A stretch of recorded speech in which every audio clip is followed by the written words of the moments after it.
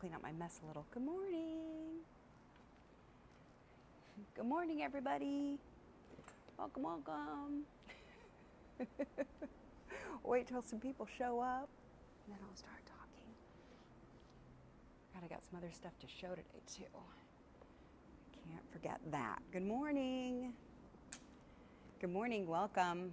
Glad you guys are here. We're going to get started in just a half a second here. All right. Looks like we've got some people showing up, so that's awesome. Thanks for coming. Welcome to Sew Together Tuesday. I'm Teresa Coates. I'm the National Educator for Shannon Fabrics. And we are back with another week of Sew Together Tuesday. I know it's Wednesday, so we took yesterday off. Show a little bit of respect and took the day, and so now we're here.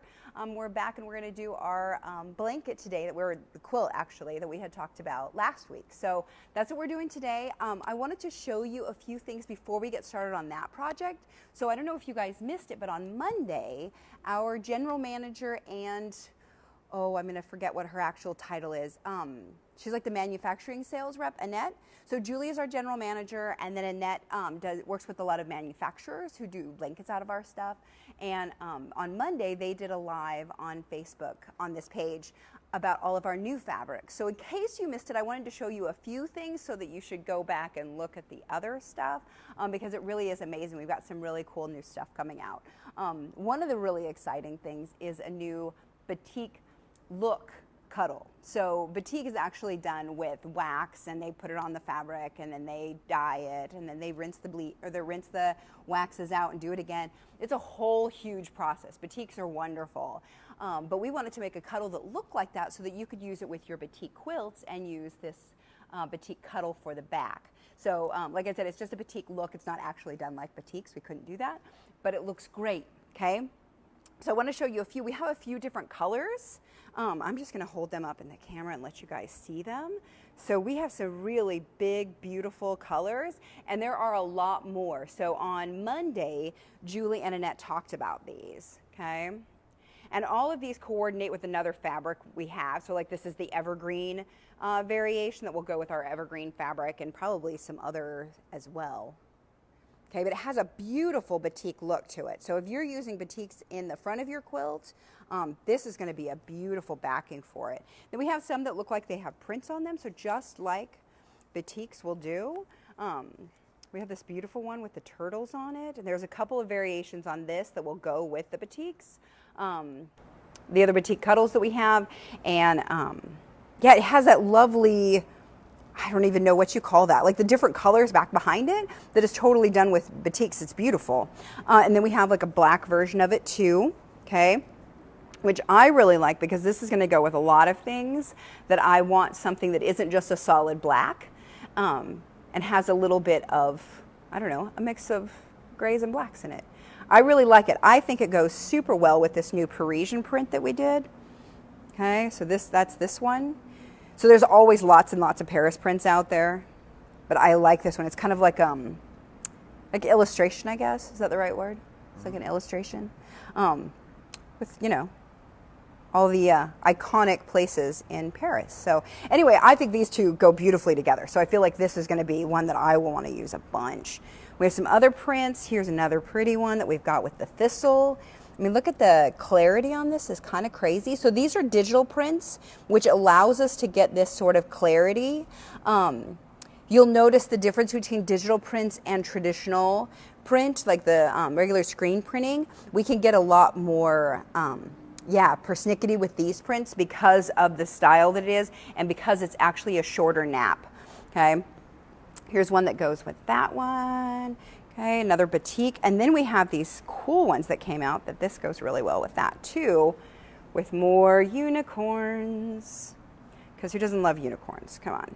The moon, the colors, all the prettiness, and it has this one that coordinates with it, with the moon. Okay, so beautiful. So these are just some of the new ones that came out or that are coming out.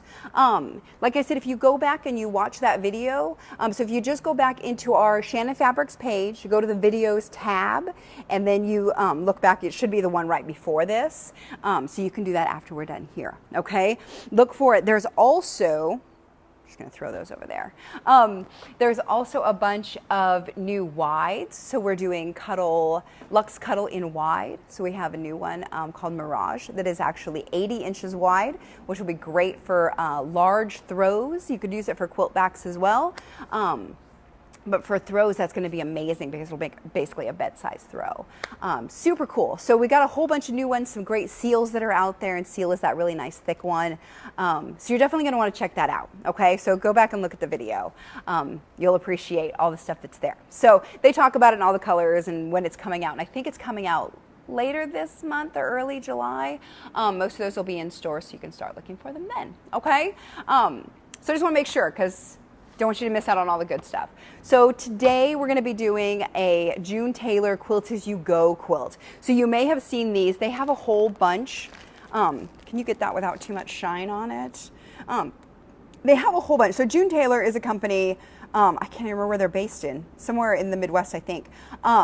Super great. I've worked with them a bunch, and they make these pre-printed battings, which are super cool. And so most of the time you would use these with cotton, and they do placemats and stockings, and they have like a tree skirt and obviously a few quilts, and all of them can be done with cotton, but they can also be done with Cuddle because they are Quilt As You Go, which is exactly the way we put together our strip quilts. It's the same process, and you get a different variation on how it looks. So they're super cool for this. So we have this one, and I have the one that we're gonna make today, which is this one, okay? So this is the one we're gonna do today. It's a little bit simpler. I'll show you the one that I made that's like this other one. So the square and a square. And then this is, I think, called Sophisticated Strips. Yeah, Sophisticated Strips. So this is just a cute one that's sort of a variation on our strip quilt, where normally a strip quilt is just, you know, colors or different fabrics as you go down, and this one adds it off the side. You could do this without the batting, but it's so much easier with the batting. So great product. We're going to do this today. So we're going to make a different kind of strip quilt. So I have this. I'm going to put this one let me show you how this one turned out. I don't particularly love the colors, but I also had to try to pick fabrics that I had. So I didn't go to the store, to the office, which is kind of like my personal store, and get some new ones. So it's okay. I'm pretty happy with it.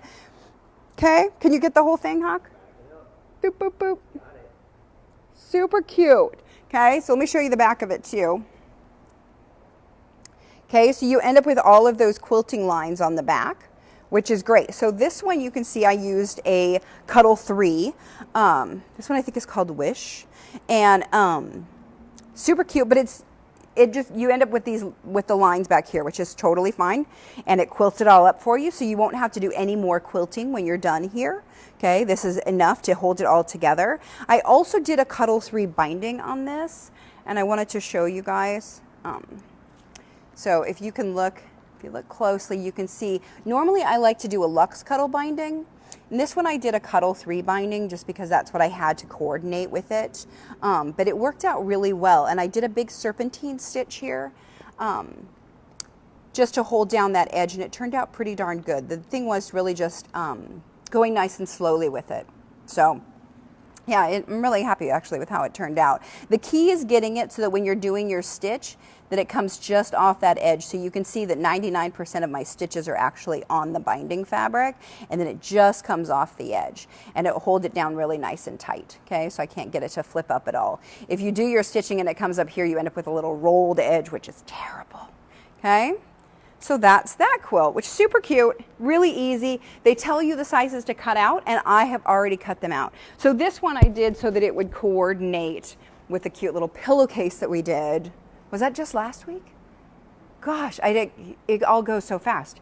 I think it might have been. So we did the pillowcase recently, and so I got the pillowcase to go with the quilt, and then somebody will get that, okay? All right, so I'm gonna put this one aside so I don't get confused. And I'm gonna take this one. We have this, and I've cut out all of the fabric already. So on these, I used our sweet strips, which is something that is still in stores now, and we're coming out with some new ones. So the sweet strips that we've done previously, they've all been single packs. And what we're gonna be doing coming out, I think later this month, they're going to be shipping out are like 2 packs and 5 packs of the sweet strips that'll already be combinations together that coordinate. So that's a a super fun way of doing that. So these sweet strips are 10 inches by 60 inches. So they work perfect for this because you need 10-inch strips. So it's a great way of doing it. Otherwise, you're going to need to get, I guess it'd be 3rd yard cuts and then cut them down to 10-inch strips. Okay, so that's what these are. And that's what I cut these guys out of. So I've pre-cut my strips, and I'm going to move them over here. Those are my other strips. And first what we're going to do is we're going to put the backing on. So whenever we're doing quilt as you go, you have to adhere the backing to the batting first. That's your first step so that you can actually quilt through all of that. On the pattern is written for cotton fabrics. So I do it a little bit differently because it's Cuddle fabric, and I do it a little differently because it's me doing it. So I get to choose how I feel like it works best.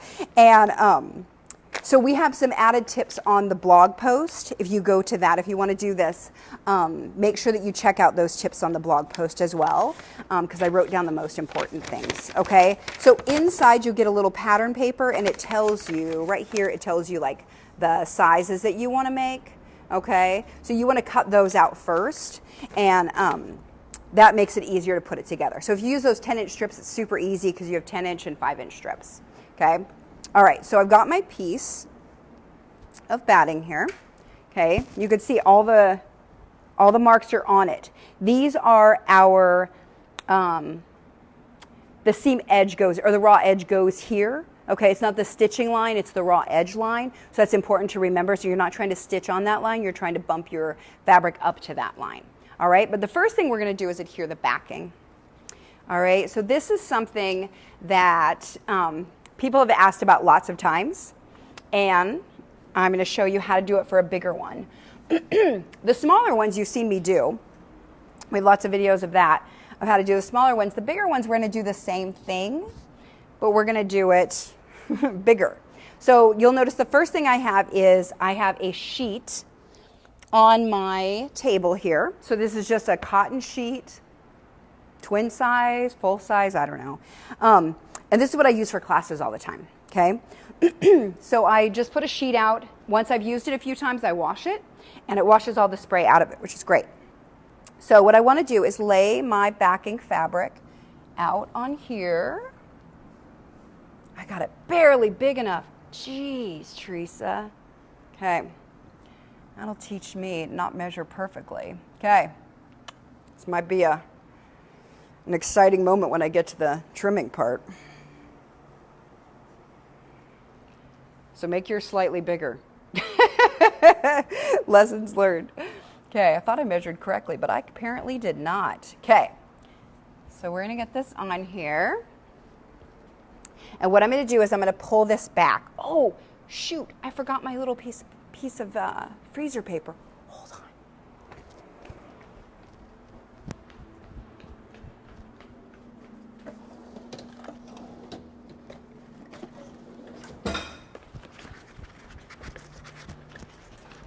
I'm back. I have parchment paper, so I'm going to use that. Okay? Thanks for hanging out, guys. Little things that I forget. Okay, so this is just regular old parchment paper. Okay? And what I use this for is to protect my backing so that I don't spray on the right side of my fabric. Okay, so if you remember when we did the little quilt, I think I just used some scraps of fabric or scraps of paper, and that worked out fine, but this is a larger thing, so having a full continuous piece will be helpful. I do it on the first row and basically the last row being the first start of it to keep it off the front of the fabric. So you won't need to use it every time, just the beginning and the end, okay? So I'm going to put this down here so I don't cover it or I don't spray it on there, and then I'm going to spray the back of this. It's really important, I reiterate it over and over again, is that when you're spraying this, you are not trying to spray paint it. You are just trying to get it to tack down, okay? So it's one of the things that I often have to stop people from doing is overspraying when we're in classes, okay? So now what we're gonna do is I'm gonna stick my hands under here, and I'm gonna just slowly roll it up and then smack it. Okay, the smacking it actually helps. So it's not just fun to do, it's actually helpful, and it gets it to stick a lot better. All right, so now what I'm going to do is I'm going to pick this up because I need to spray the rest of this, but I can't do it from here so well because if I do it this direction, I have to pull it up this way, and then I have to try to roll it out like this. That's too much work, and it just ends up fighting it, so what I'm going to do is I'm just going to turn it around. Okay. And if I sort of pile things together like this, you'll notice that I do it a lot. And it's because it will move better, easier, more correctly as I go if I do that. Okay, so now I've gotten it where it stops, okay, because that's where it's glued down basically. So I'm going to take this and I'm going to fold this accordion style up here, but I want the next part of it to show at the top. Okay, so the way it was folded, it wasn't doing that. Okay, get my batting nice and straight. And this is a cotton poly batting, if I remember right. Let me look at the package. I want to say it right. It's 80% cotton, 20% polyester. Okay, so generally speaking, I recommend using a polyester batting. This one is a cotton poly. I haven't had trouble with it. I don't think it shrinks enough that it makes any difference really. Because that's really the problem is the cotton batting will shrink a little bit and your Cuddle won't shrink at all because it's poly. So, but this one I haven't had any issue with it really shrinking, even though it's a little bit larger. So feel free to use it, okay? All right, so now I'm gonna spray another section here. I'm gonna do the same thing. I'm gonna stick my hands underneath. I like to call it swimming it up because I'm sort of doing that motion. Okay, so the thing that you want to make sure that you're doing is that when you're pushing it up and you're not stretching it up. So you don't want to push too hard so that you stretched it all because we don't want to stretch the fabric. Because if we do that and then we quilt it and then we wash it and the sticky comes out, it'll shrink up. Okay, not shrink, but you know what I mean, it'll pull up and look weird. So make sure you're not pulling your fabric. Okay, do the same thing. Okay, and now I'm going to shift this whole thing so that it's closer to me. And then I don't have to stretch so far to reach it. Okay. I'm going to do the same thing and just pull it back until it gets to the point that it starts to stick. There we go. All right. And every time I roll this back, you can see I'm trying to keep the right sides covered, so that when I'm spraying, I don't hit any of the right side. If you get some on the right side of your fabric, it's not a huge deal. It'll wash out. Just try not to do it. It'll attract all the dirt when you're working on it. So try to get that flat. Roll that up again. Give it a good little pat. Okay. Try to keep all your layers straight. It's sometimes hard. Okay, I'm gonna pick this up, move it again. Okay, get that laid out flat. Okay.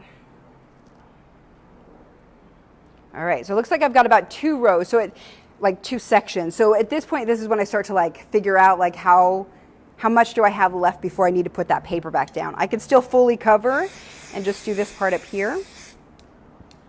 Okay. Roll that out. Smack it down. Okay, so now this part, I don't need this to go all the way to the very edge because this fabric is longer than my batting is. So normally what I would do is I would put the parchment paper here because I want to spray this edge. I don't actually need to spray this edge. So I'm going to pull this back and I'm just going to spray this section here. Okay, so one of the things too that people often ask in classes is which do you spray, the fabric or the batting? And I always spray the fabric because the fabric is polyester and knit. So it's not going to soak into the fabric at all. It's just going to sit right on the top and then be very gluable. When I spray it onto the batting, especially on cotton batting or a high loft batting, it'll sort of sink into it and then it's less sticky. Okay, so I spray the back of the fabric for that reason, is because it keeps the stick right up there on top. Okay, so I'll push that over.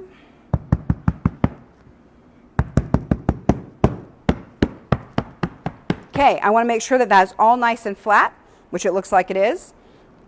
So now I'm going to take this and I'm going to remove my big old sheet. Okay, so now we're done mostly with the spray basting. We're going to do it on the front too, but it's not quite as messy. So, and I have to go back and forth, so I'm going to take this off. But when you're at home, if you can set up a station where you sew here and you spray here, it's a really good way of doing it, because then you can just leave your sheet out, do all the spraying throughout the entire thing, and then clean all the mess at the end. Okay? All right. Put that there. All right. So now I've got this big piece. So I have, whoops, get rid of my parchment paper there. All right, so now you can see it's stuck to the batting. They're going to work as one, okay? I'm going to go ahead and cut off this end though, because I don't really want to deal with this flappy bit hanging on the whole time. And I feel like if I leave it there, I'm much more likely to accidentally get it tucked under and stitch it down. Okay, and I don't want to do that because I've done it before. And it's not my favorite, so I'm just going to use this little blade. It feels like I might need to replace that one soon.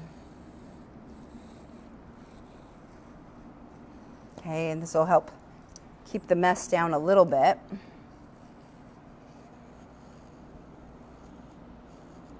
Okay. Why did you use the blade instead of the rotary cutter? So the blade, if you look at this, you can come in here and see where the nap stays on. It doesn't cut through all of it. So if I use a rotary cutter, everywhere that these fibers are sticking out would be cut off and flying around my studio. So that includes both sides where these are. So that's why I use the blade, is because it cuts through mostly just the backing. So I'll have a little bit of fuzz here. And I'm going to throw this one away nice and gently. Put it right over here. Okay. And then this I've got a little bit. So if I kind of do this and I pull it off.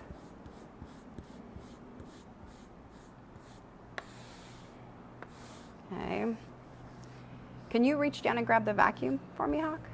I know that's asking a lot. Sorry. You can put the camera down. Or I can come around and grab it. I've mistakenly left the vacuum over there. Okay, we'll get that just right off the table.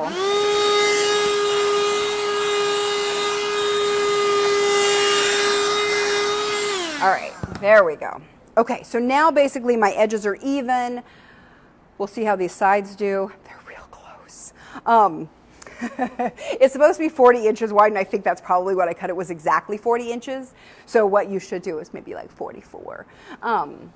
So I was just cutting it off the bolt and figuring it out. So now I've got my backing and my batting stuck together. Okay, so if you've never done quilt as you go, this is how it works, is that you're going to sew through all of the layers. So you're literally quilting it as you complete the quilt. So by the time that you're finished, it's all quilted and you just bind it. Which is great. Okay, so we're going to start here. It's quilt by number. So you can do it, you just follow the number that are on the thing. So if you look, here's a 1, 2, 3. They're just going to go back and forth. So all of these have numbers.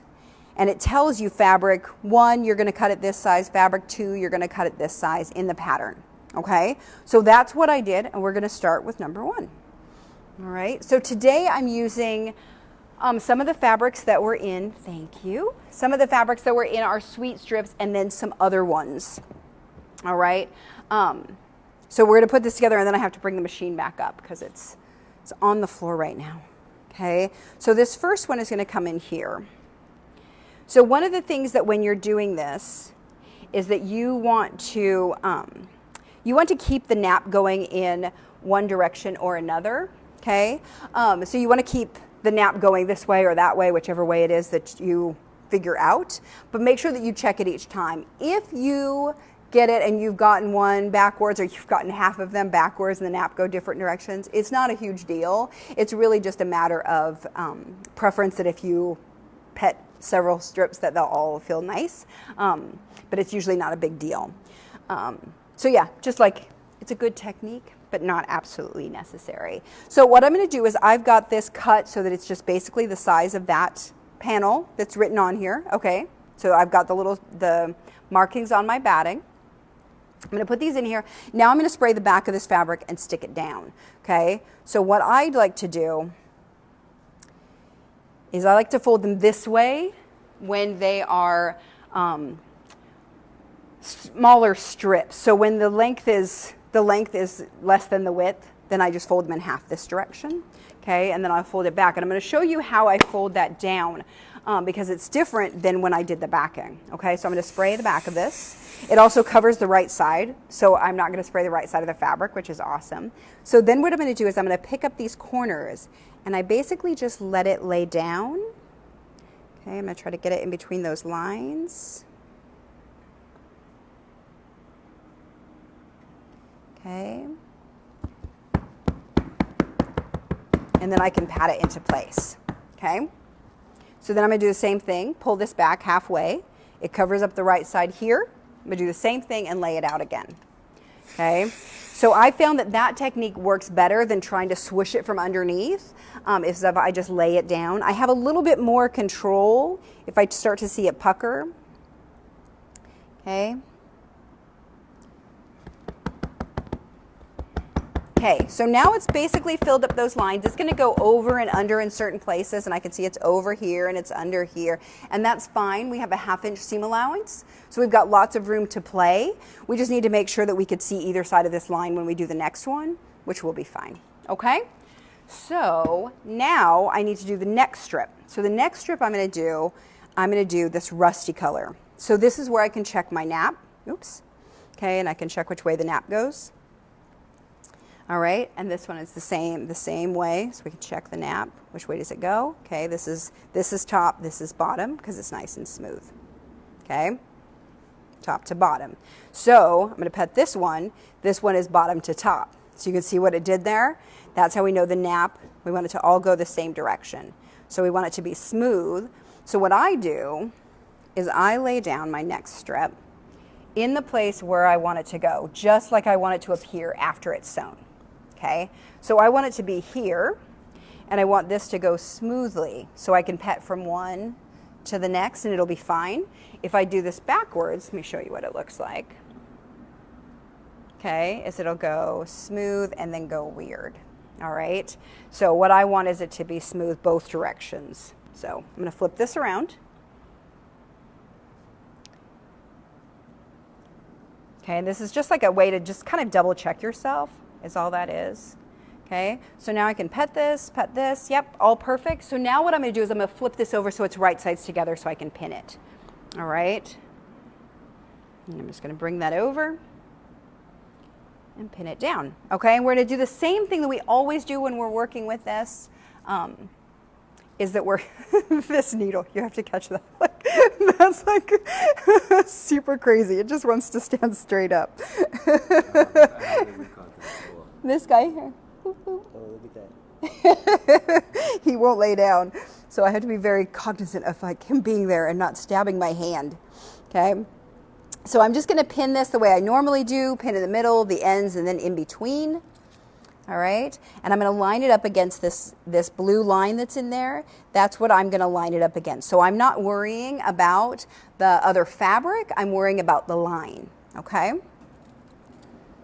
So I'm just going to put this in here, okay, where I just keep splitting it up. I keep subdividing it until it's all down. And then I'm going to come back and I'm going to do that second row of pins. Okay, so we always do double pinning when I do strip quilts because it keeps it in place much better while I'm sewing it. One of the things that people really struggle with when they're working with the Cuddle fabrics or minky in general is just that it likes to move. So by using this double pinning thing where I'm going to pin down here too, it really keeps it from moving while you're working with it, which has proven to be a really a very helpful technique for lots of people. Okay, are we having questions yet, or everybody's doing all right? Okay, good. You're doing City and State today. Oh yeah, I'm sorry, you guys. Yes, City and State, please leave your name, or your city, your state. Tell us about your favorite quilt shop if you want to. Tell me what you're working on. I love hearing that stuff. Yeah, and at the end we'll have a giveaway. I have a couple of different ones, so I'll ask you which one you want, of either the square and the square or the strip one. I've one of each, so we'll do a giveaway today and we'll give away a giveaway tomorrow, because we'll be back tomorrow to finish this. Okay? Yeah, sorry about that. Okay. Ellen got it in the thread. Good. Good to say it out loud. But we should definitely say it out loud too. Okay, so now I've got this pinned together. I'm gonna move this over here because I gotta move my machine up onto the table. Okay. This is my weightlifting for the day. Strength training right here, moving your machine. Okay. And it's alive. All right. So now I've got my gray thread. So I'm using Superior thread today. And I've got my 9014 stretch needle. Yeah. 9014 stretch needle. And what else was I going to say? Needle, thread. Oh, and my walking foot. Okay. One of the things too that I will do as we're working through this is that I will, I'll sew one side and then I'll sew the other side. So I'll sew one rust strip and then I'll sew the other rust strip. I do them separately. I pin them, sew them, pin them, sew them. If you want to, you can pin both sides. I just find it's a lot of pins to deal with and I don't want to. So, so I don't. Okay. All right. So now we're just going to sew this. I'm going to stick this under my machine. Okay, and I'm going to sew it. It says in the pattern to sew it with a 1/4 inch seam allowance, but you can absolutely do it with a bigger seam allowance. It just kind of messes up the lines slightly. So I'm going to do it with basically a 1/4 inch seam allowance, but a little bit more. So it'll actually probably be more like a 3/8 inch seam allowance because a 1/4 is scary to me. And I found that it worked out fine when I did it on the last time. Okay. So I'm trying to keep as much of the fabric here on the table as I can as it works through. Okay, got my handy dandy stiletto. Okay, make sure stitch length. Okay, so at 3, so I'm using a little bit bigger stitch length than you normally would for quilting. Okay.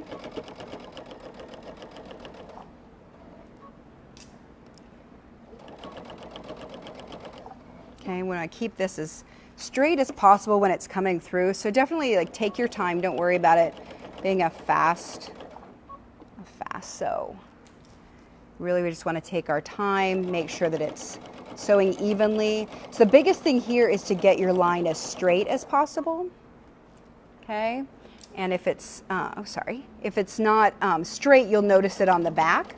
Today I'm using a Luxe Cuddle on the back, which will hide stitches even better. But if your machine doesn't have a lot of oomph, you'll want to use a Cuddle 3 because that's a thinner one. Okay, so I'm going to come through here, and I need to give it a little tension on the back to help it feed through because it's a lot. It's trying to feed through right now. It's trying to feed 2 layers of Cuddle, 1 layer of Luxe Cuddle, and 1 layer of batting. So it's a lot. So I tend to. You can see I have my hand back here and I tend to just kind of keep a hand on it and guide it through, okay? So the fabric is on the line, but then you're about 3/8 of an inch in is the seam allowance. Yeah, 1/4 inch to 3/8 of an inch in from that line, okay? Exactly, so that line is just your guideline for the actual fabric, okay, the raw edge. Okay, and if it doesn't match perfectly, you're fine. Don't stress about it. Okay. Now I've got this last one. So what I've noticed what happens is if I take this out, this is much harder to control. So I like to switch that pin around down here. Okay. Okay, and I don't have to backstitch here because it's just going to be stitched over later. All right, so I've cut my thread with my foot. Now I come out over here. Okay, and then I can take all of these pins out. So the second row of pins, you can say it just stayed in here, okay, the whole time. So now I'm going to take these out, and I'm going to check and make sure that I got my edges. It's pretty close. Okay, as long as it catches, you're okay. So the one thing that I do is I come back over here and I'll sort of pull that open to see, did it work? Did I catch everything? And you want to do that with every seam to make sure, because if you don't catch it, you can just come back over. You could re-stitch just a little bit, make sure that it comes down and grabs it. Okay, super easy to fix now. If you get your whole quilt finished and you realize there's a little pocket there because it didn't quite catch, there's no real way to fix that except by hand sewing it, which is not my favorite task. Okay, so try to check it every time. All right, so now we're gonna do the second row. Okay, we're gonna do this a few times. You could go one way and then the other way, but I'm just gonna do it exactly by the numbers. Well, except that I started with 1 and 3, and now I'm doing 2 and 1. Close, close. Rebel, that's me. Okay, so I'm gonna do the same thing where I put this where I want it to be. I'm going to pet it to make sure that it works, that it's smooth from one to the other, and then I'm going to flip this over right sides together, okay, and put that, pin that together. All right, same way. Do I still have pins over there? No. Okay. So now I'm going to look, and I can see my little line is back here. Okay, it's being hidden by this, so that's why it's a little short on the other side. So I'm just going to get that basically where I'm, you know, pretty sure it's supposed to be. And then I'll just check this periodically as I work down. Make sure, okay, so see here I've gotten it right back up to the edge. So now I can make sure that's along the edge. Okay, and I'm gonna pin this a few times, then come back and do my in-betweens. Okay, so make sure that comes down just a little. Okay, because what we're trying to do is keep that as straight as we can with the lines that are on the batting. Yep. Okay, so then I do the same thing and pin in between. Okay, and you'll notice that sometimes I will pull back, or sometimes I'll pull this way on the fabric. It's just to get it straight. Because it's a knit fabric, it wants to do kind of weird things sometimes. And so you just gotta make it do what you want it to do. And that often is by pulling it, twisting it, yanking it, pushing it, all that stuff. Okay, you got to make it do what you need it to do. All right, we're just going to pin this. Oops. All right. All right, we're doing all right with questions and all that? Yeah. Okay, good, good. All right, so then I'm going to come back over here. I'm going to do this one more time. Okay, so it's really important that when you're doing this that you get this all in nice and flat. One place that I've noticed that tends to cause me problems is when I'm putting this in, that the backing will sometimes get caught and pulled over. Okay, so make sure that this is coming in under the foot, both of those together. Okay, that's really important to double check that. It's definitely someplace that I've found that I struggle just a little bit getting it into the machine, that it tends to want to do that. Not every time by any stretch, but it will be a place that can sometimes do that. All right, so I'm going to come back over here. I'm going to do the same thing. Put my foot down. And start sewing. Get my little pin cushion here and my stiletto. I could keep this where I want it to be. Okay, and part of the trick with doing these larger quilts is really keeping a lot of this fabric weight up. So one of the things too is if you're doing this and your machine is struggling, is to make sure that all of your fabric is on the table or as much as possible. The other thing I've seen people do is to use like a little pop-up table. What do they call those? Like a dinner tray, a TV tray. Is that you can use those to put right here, and then the fabric can weigh on that. It's better than on your lap because it's a little bit higher. Okay, so using that is really helpful. So if you're struggling at all with the larger ones, and that includes the really large throws and Cuddle strip quilts that we have too. It's a good technique for all of those. Okay, I'm just going to keep making sure that this is fairly straight and that it's working its way through nicely. Okay, you can see these edges don't match because this rust color one, I tried to match it with the blue line that's underneath, not with the raw edge of the other fabric. Okay, so that seems really weird, but that's what we're trying to do, is match up with the line and not the fabric. Okay.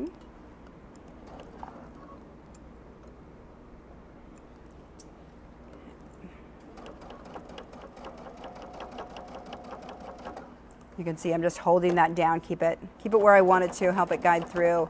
I'm going to do the same thing here that I did before. Okay, and get up to this line. And this is going to go past the line because things happen. And I don't really care because it'll be hidden in your seam allowances. Okay? All right, so there we go. Now I'll take all those pins out again. All right, so this whole process is how this whole thing is going to work. We're only going to do a couple of strips with you guys today, and then I'll finish before, well, I'll finish part of it, and then we'll come back tomorrow. Okay, because then we're going to bind it up tomorrow, or at least part of it. Okay, so now what I need to do is to spray baste these together. So there's one trick that you can do for this first one, is that we can fold this up underneath, and now I can spray this and I won't spray the other side. I'll have to bring back the parchment paper though, because for the other side I will need to cover it. Okay, so I'm going to bring this up so that I'm not going to spray my machine, I'm not spraying anything else, and I'm just going to spray the back of this guy. All right.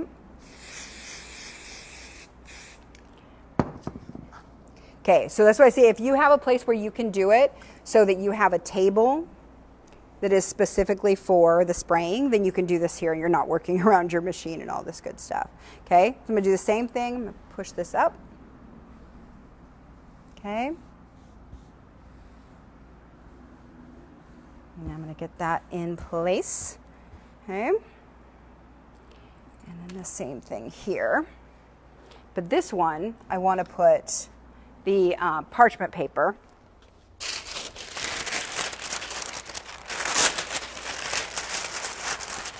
behind it so that I don't spray on that other good fabric that I just did. Okay.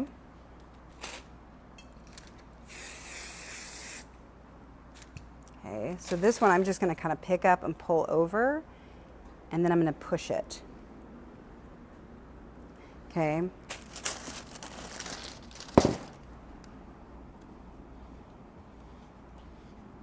All right.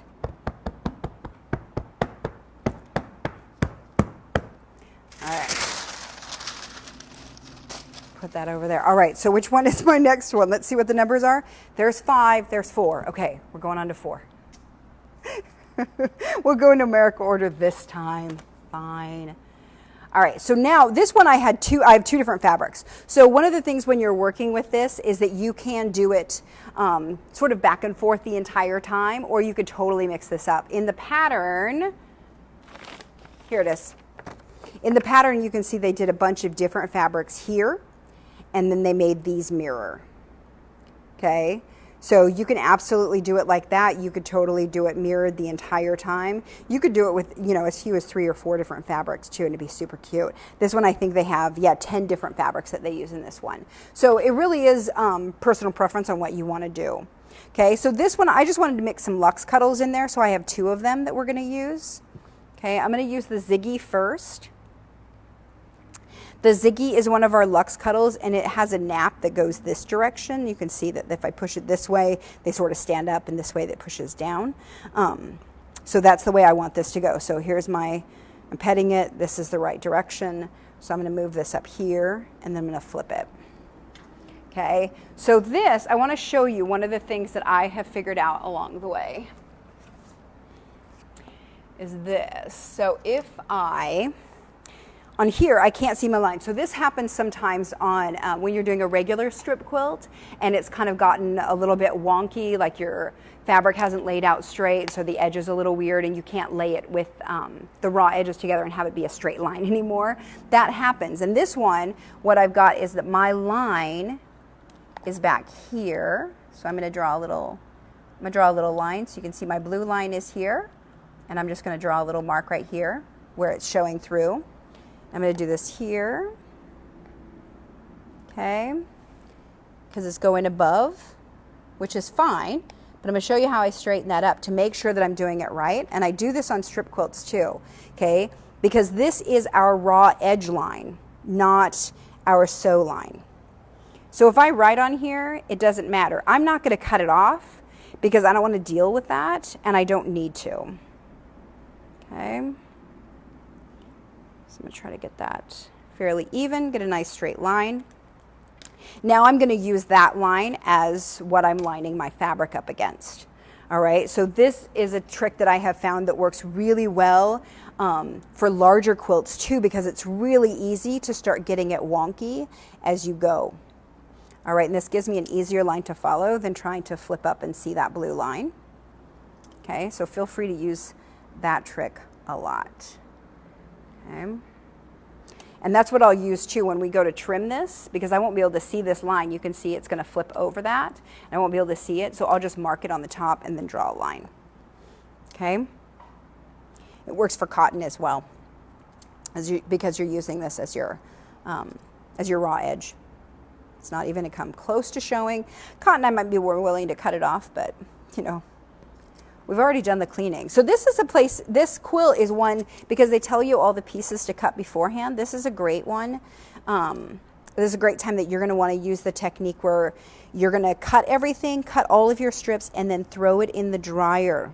Okay, so if you throw your strips in the dryer after you've cut them, and you let them tumble around with a wet washcloth, really important. Let them tumble around with a wet washcloth for about 10 minutes or so. I usually do maybe 5 to 10, and it'll knock off all of your Cuddle dust. So all of that Cuddle dust ends up in your lint trap, and then you just throw that away, which is perfect. Okay, so much less messy. And then when you're doing this, it'll be more like what I'm dealing with here, which is very little mess. And I'm not going to cut it anymore so that I don't have any more mess. Okay, because I don't want to. Okay, oops. Okay, make sure I'm answering the questions. I got one. What was the stitch length? Which is, I'm using a 3. Okay, so normally I use a 3, 3.5. Oops. Your, it's grabbing the other pins. Your mileage may vary. Your machine may need to have a longer stitch length. So a lot of times in classes we do it, we start at a 3.5, and then sometimes it pops up. And sometimes you need to go full up to a 5 for your machine to be able to feed it through. So when I'm doing this, take a look at the stitch length and see what it looks like. You should be able to sort of see it here. And it should sort of look like nice top stitching is how I like to think of it, is that it will have nice complete stitches that I can see. It won't be teeny tiny stitches. So if you're a quilter and you know, like you've done paper piecing, those are teeny tiny stitches. We do not want it looking like that. Okay, that's way too small. Okay, so I'm gonna put my fabric in there. Do the same thing and make sure that all of that is caught underneath, or not caught up underneath, that I've got my fabric all nice and flat. So it's something that you're going to sort of keep a feel out for as well. Just did a little back stitch on me. To make sure that that's flat underneath. Okay, so as you're sewing, you're going to kind of want to keep that nice and flat. All right. So you can see I kind of use all of my hands and arms to keep this going where I want it to go, which is important, because if it gets bunched up, this tends to want to fall towards you, and you don't want that to happen. So try to work toward it, make it stay where we want it to stay. Okay, I'm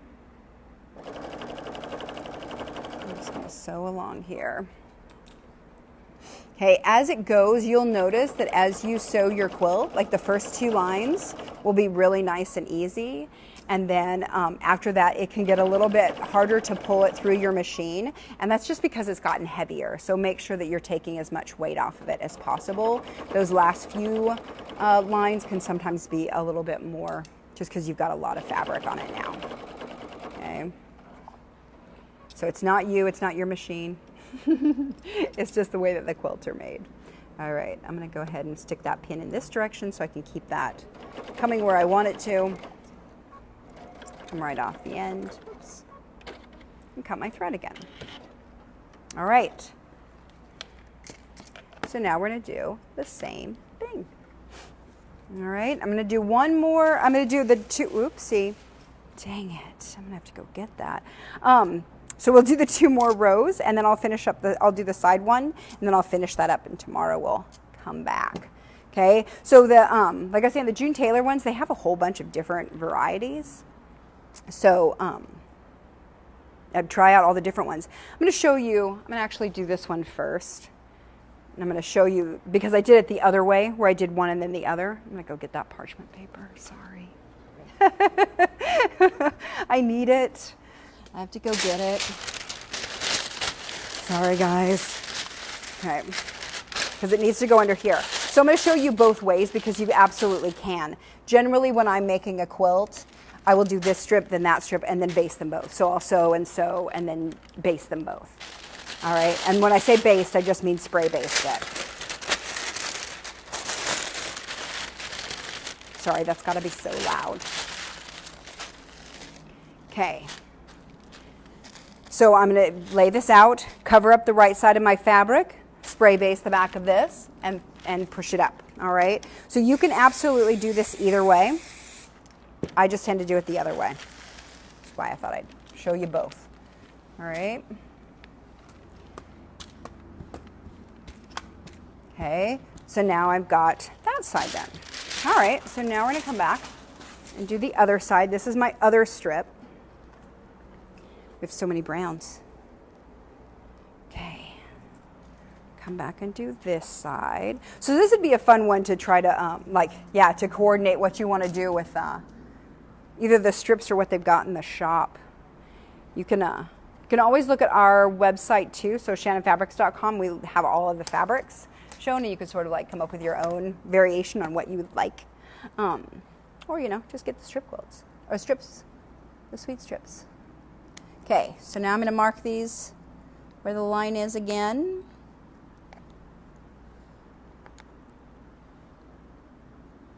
Okay, and I prefer to have this extra because it gives me the space to not worry about it not quite fitting. All right, I'd rather have it be big than be too small. And like I said, you can cut this off if you want to. It just goes into the seam allowance and is never a bother again. So I just let it be. And you saw I did a straight line. I cut it straight. It still ends up weird. So don't ever feel bad that that's the way that works. Okay, when it happens to you. So this one I can pet. This is the direction it goes. If I go this way, that's the wrong direction. So this is top to bottom. This is bottom to top. So I want to switch this so it will go top to bottom, okay? So I'm just going to check that, and then I'm going to turn this over. Right sides together again, shimmy it over, and pin it down, okay? So this pinning that I've been showing you too, the way that I do it, it helps to prevent it from stretching, because you can see that this can stretch quite a lot, okay? I don't want to stretch that as I'm sewing, so I want to make sure that it's laying here and then I'm not trying to pull this over and make it match the end, because I can actually yank that over easy 2 inches. That isn't what we want. We want it to stay nice and straight, okay? So it's something that we tend to do when we're cotton quilters, is because we want to pull it, make it nice and taut. You can't do that with the Cuddle because it just stretches it, okay? So it's just a different kind of technique. All right, do all the subdividing here. Pin and pin, and then pin and pin some more. I like to tell people you're going to pin as much as you think you should pin, like a lot, and then pin twice that much. Because generally you just need more pins. Okay? And what this does is keeps it from you having to take anything out and redo it because it's gotten weird. Okay? Keep it in place a lot better. Okay. Okay, and like I was telling you earlier, it's going to reiterate the polyester thread. It's a question we've had a couple of times, so that's what I use for everything is the polyester. You can use a poly cotton, which is going to be a poly thread wrapped with cotton. And you can do that, but the poly thread is really my favorite. The one I'm using today is from Superior. It's called So Fine, and it works really well. The polyester is much stronger, and so it just tends to be that if I pull this way, so any of these, seams that I've done, I can pull them and they'll still stretch. If I do that with a cotton thread, it tends to pop the thread. Okay, so that's why we can do a straight stitch on these. People often think you have to do a stretch stitch when you're making these quilts, and you really don't. You just do a straight stitch. And as long as you're using a polyester thread, it's going to be just fine. Okay, no zigzag, no stretch stitch. I've got a lot of fabric here. You can see it's starting to build up on me. So I'm going to keep that up here on the table as much as possible. Okay, make sure that my fabric is under there. And I'm going to use that edge. So because this is a fluffy one, it wants to have a little bit crazier edge that I'm going to have to watch. Okay, so a fluffier one, as in Luxe Cuddle.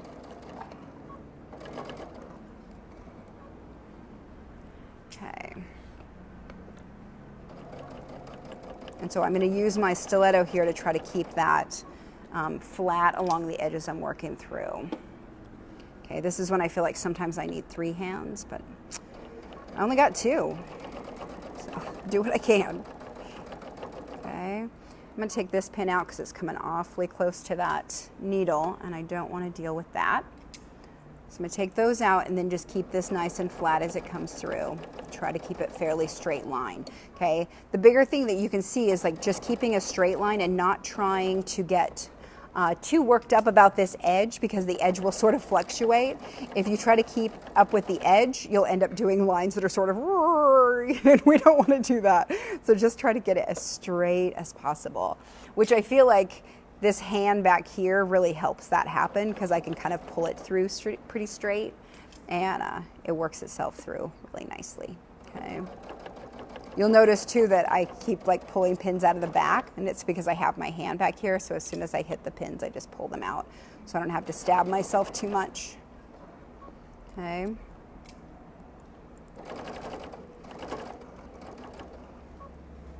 Okay, I can see that's bulking up just a little, so I'm going to make sure I shove it down under there, make it catch it, because I know that was in the right place.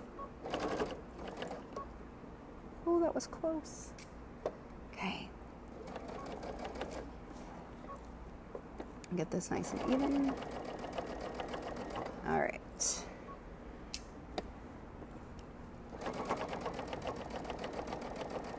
We'll get it all the way to the end, and then I will baste this one down, and then we'll do those last little ones. Okay, so the square in the square is the other one that I did there, and the little unicorn one that I showed you at the beginning. Oops, I really didn't need to backstitch, but I just did. Oops. Okay. All right, so the square in the square that I did, that one was actually much easier than I thought it would be. I tried that one first, just so you know, because I was like, can I do that with Cuddle?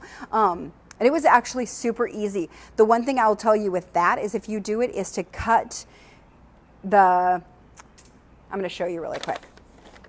Okay, so these squares, these corners here, what I did was I cut a square that was bigger than this, like quite a bit bigger, a couple of inches. I measured how big this was, cut a square that was bigger than that, and then I cut one square this way, and then I cut another square that size and cut the square this way, and I was able to get my nap going in the same direction for all of it. Okay, so all of these, I was able to get the nap going the right way because of that. Also, you can see I had to piece it. Maybe you noticed that when I showed you the big one, but I bet you didn't. Okay, because it hides in there pretty well. If it were Luxe Cuddle, it would totally hide. But yeah, that worked out really well, because I was a little worried actually about the nap and how hard that would be with the triangles and yada yada, and is that going to be a pain? And it actually was super duper easy. So there's an extra little tip. All right, so now I'm going to baste this one on there. I'm going to try to fold this a little bit neater. Use my parchment paper. Somebody suggested that you could roll up the excess fabric in a pool noodle. Have you ever heard of that? No, but I have like little clips. Oh, they're over there, but they're like little clips that you use for long arming that you can roll it and then you put the clip around it. It's like a C, and you can do that, and you can absolutely do that. Yeah. Yep. Yeah, I haven't done the pool noodle thing, but I have seen what they're talking about. Yeah, I just tend to like shove it all over there.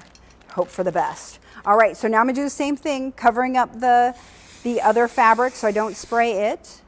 I'm gonna do the same thing in swimming it out, okay? So I push my hands underneath and then I'm push this out, okay? I'm gonna try to get that flat so it'll come over nicely.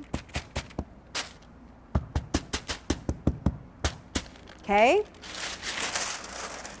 so now I've got that done. And we should have, okay, and then we're gonna do the green at the very ends, all right? So let's do that. Okay, so I'm gonna start here, and I'm actually gonna do it, I'm gonna do both sides so I can show you how that works. So I'll show you all the different ways that you could possibly do it. Oops, this way is what I need. Okay. This way. Okay, so this is my nap going all the way. This one is a little bit harder for me to tell, which is why I was comparing this one.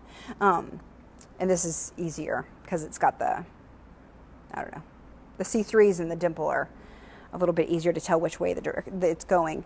But with the C3 or the dimple fabric, which is what this is Cuddle dimple, okay, the dot stuff, it is, back that up. It is a little bit squirrelier because it's more stretchy. So it's actually a 4-way stretch. And so it can get a little bit more difficult sometimes. So if you're struggling with it, know that you are not the only one. Okay, this is a short enough line that I'm just looking under there to see where that blue line is. And then pinning it in place. Okay, and I'm actually going to put 2 pins here, but you can see that this just moves a lot more. The way that it pins is different. It curls more. It's just a different fabric. So don't feel bad if it gives you a little bit more hassle than some of the others. Okay, it is fun, so people like it a lot because it's got those bumps. Okay, and I'm going to do my whole double row of pinning here. You can see I've got 2 different pins going on too. So these red and pink ones, or red and salmon ones, are a little bit lighter weight than these that are the yellow, the mint, the white. Those are a little stronger. This is their heavy weight and this is their medium weight. So as it goes, especially if I'm sewing through a couple of, or pinning through a couple of layers of Luxe Cuddle, I like to use these more. So you can see I sort of leaning on those a little bit more on this row than I did before. And that's why, it's because they're a heavier duty pin. Okay. And those are also by Clover, which do make my favorite pins. They're nice and strong and sharp and work really well. So, but there are a couple of different weights of them. There's also a blue and a light blue one that is for lightweight fabric. So if you have those are super bendy and won't work for Cuddle at all. So good to keep in mind. All right, so now I'm gonna stick this in here and we're gonna do it one more time. Well, actually, we're going to do it 2 more times because I'm going to finish up this middle part. Okay. All right.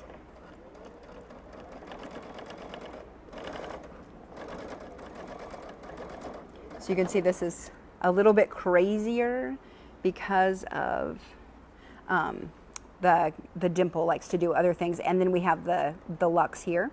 So I'm just going to, I don't know why it wants to do that. We're just going to keep sewing all the way across here. And I'm going to really, you can see I'm really using my stiletto a lot more because this fabric wants to go places that I don't want it to. So I'm just trying to keep it where I want it. Okay, trying to show it. Who's the boss here? Okay, so I'm going to hold that down and work its way across. Okay, and I can feel that my machine is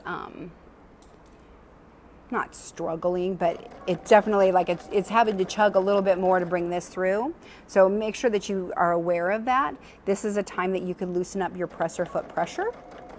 Okay, so if you're struggling with it at all, and I might do that when I do those side strips, lighten up my presser foot pressure so it's not so, what that does is it makes it so that this isn't pushing down so hard on your fabric. So it loosens this up and raises it up off the fabric a little, which lets the layers come through. Okay, so that's a good technique to use, plus lengthening your stitch will work really well too. Okay, turn that, sew right off the end. Okay, and if I sew this right off the end, it's totally fine because I'm going to trim that later when I square up the quilt. Okay. All right, and since we're here, let's just spray base that. Okay, I'll take out these pins.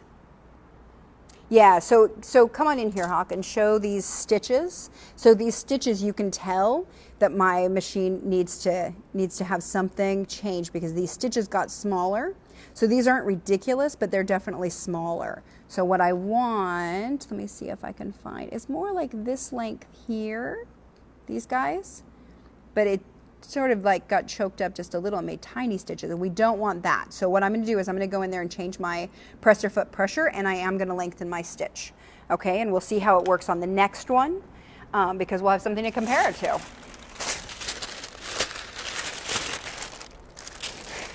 Okay, I'll stick that underneath there, same way as we have. Okay, make sure that that's laid out flat. Okay, one of the things that tends to happen with spray-based, so if this happens to you, is it tends to, like, you'll sometimes get it to do this and it sticks to itself. And then you're like, oh no, I have a little pucker. And you can totally just pull this open again, okay? So the way the spray-based works is great because it's actually like totally removable and put down again. Okay, so if you get any wrinkles in there, just pull it up and redo it. All right, okay. So it's looking pretty good so far. Kind of happy with it. All right, so let's do the other end, and then I will, I'll pin that, and then I'll make the adjustments on my machine. We'll see what that does. All right, so this is my top to bottom, so I want to make sure that this goes the same way. So that's this way. So this goes all nice and smooth if I pet it the entire way. All right, which is what I want. So do the same thing here. Pin that. Okay, so drawing on the Luxe Cuddle is a lot harder, so that's why I'm doing this. You can still do it, but this is a small enough seam along here that I feel like if it's not perfect, it's gonna be okay. Okay, so doing beginning, middle, end.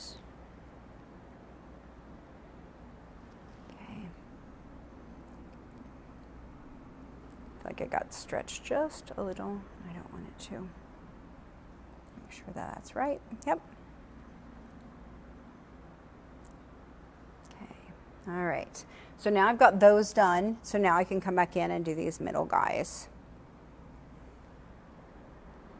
All right. I must have pins underneath. I'm like, I have less pins now than when I started. That's not right. Although I will tell you guys, sometimes you know what happens is people pin or base their pins in. So that's totally happened in classes where people have accidentally left the pin in there, like underneath, and pulled this up. So be careful when you're doing this that you always take out your pins. It definitely happens. And then if you're using good pins, you're using like your clovers, you're going to be in trouble because they're going to be hard to pull those heads off. Okay, so I'm going to get in here, and your machine is going to be different. So this is my dual feet adjustment, and I can change this. So I'm going to do that, and then I'm going to come back over here to my length, and I'm going to pop that up. Oh, is it 2.5? That's why. Let's move it up to a 3.5 and see what happens. All right.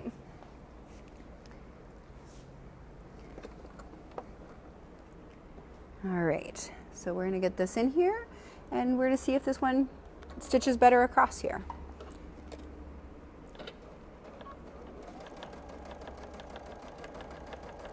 Okay, let me get that so that the dimples stay down because the dimples want to do other things. I'm going to pull all this up, see if I can get all the weight off of that, and get my pins. Okay.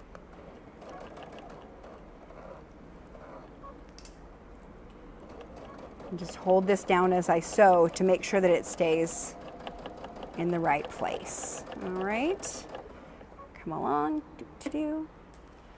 All right. There's so much fabric here. I can feel like it's doing something. Oh, look what happened, guys. Okay, so this is something that happens, is I accidentally pinned it with this underneath.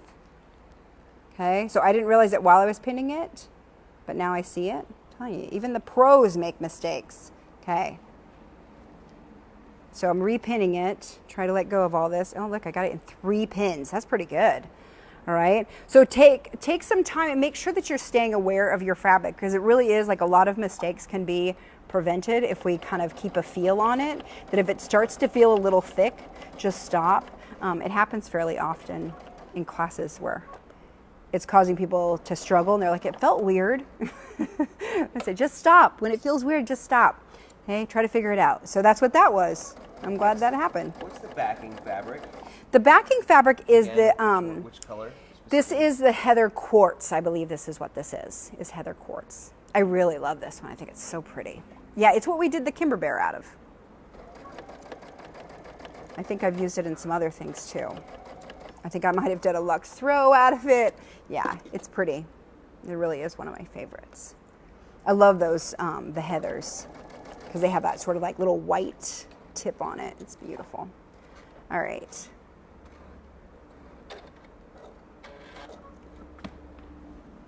Okay.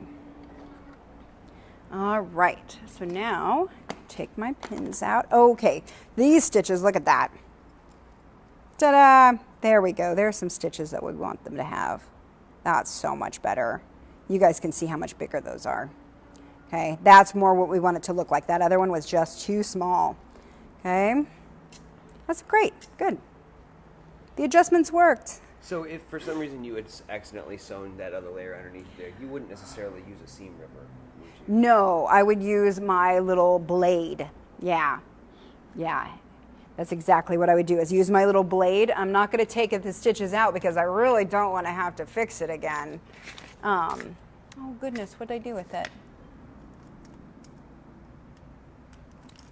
My blade's here somewhere. There. Where? Oh, there it is. Thank you. Okay, so what I would do is I would come under here and I would come in between here, because coming in between here is too difficult. I can't get these up. So what I would do is I would come under here and then I would take my stitches out like this.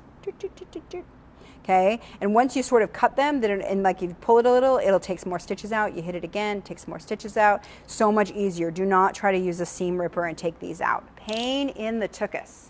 Okay, we don't want to do that. So that's the easiest way to take your stitches out, is with that. So we're going to do this one more time, and then I'm going to show you one. I'm going to do one more along the side, and then we'll say about the prize, okay, or get the winner for the prize. But I want to show you that side one too. And I'm going to finish that up, and then we can bind tomorrow. Okay. So there we go.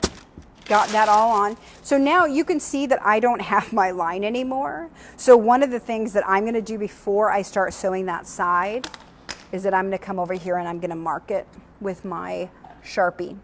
Okay, so this line comes across here and I can see it, and I'm going to sort of just extend that so I can see it a little better. And I'm going to take my ruler from here to here and I'm going to mark this.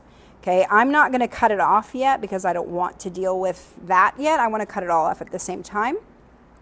But I do want to mark it so that I can see it later, because this is going to get really hard. The same thing is going to happen here. And then I'm going to mark this. Okay, so that's about there. And there. Okay, and I don't really care if this is a big ugly mark, because this is going to be underneath my binding and it's not going to matter. It's not ever going to show. So I am going to line this up with the 22 line that goes across here so that I can keep this fairly square. If you have a big square ruler, you could absolutely use that. Okay, and you'll sort of just do this the whole way around, and then when we want to trim the quilt, we'll have the line to follow. Okay, so now I've got my blue line. I can see I'm going to match it up with that line that I drew. And I've got that figured out. Okay, so when I trim it, this will be nice and easy now because I'll have it marked, because I can't see the blue lines. So I found that when I did the other one with the ones that I marked earlier, it was a little bit easier than when I was trying to do it while I was cutting and try to look for that blue line. It was, yeah, that was not as much fun. Okay, so now the next row, I'm just gonna pin it on and show you guys. You won't have to watch me sew one more time.